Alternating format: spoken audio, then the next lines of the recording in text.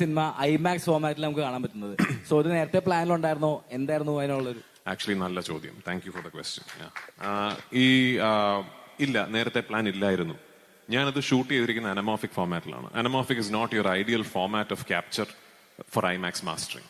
ഐമാക്സിലായിരുന്നുവെങ്കിൽ I should have shot it either with full form. ഞാൻ class എടുക്കുന്നതായിട്ട്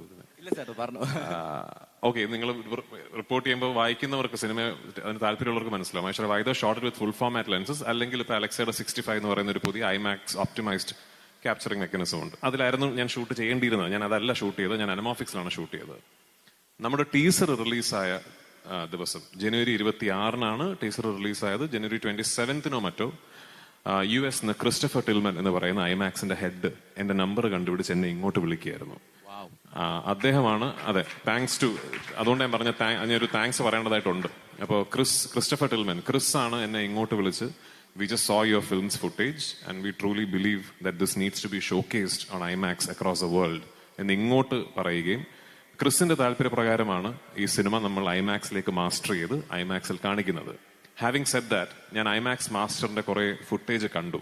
the visual quality is mind blowing. അവർ beautifully master ചെയ്തിട്ടുണ്ട് cinema.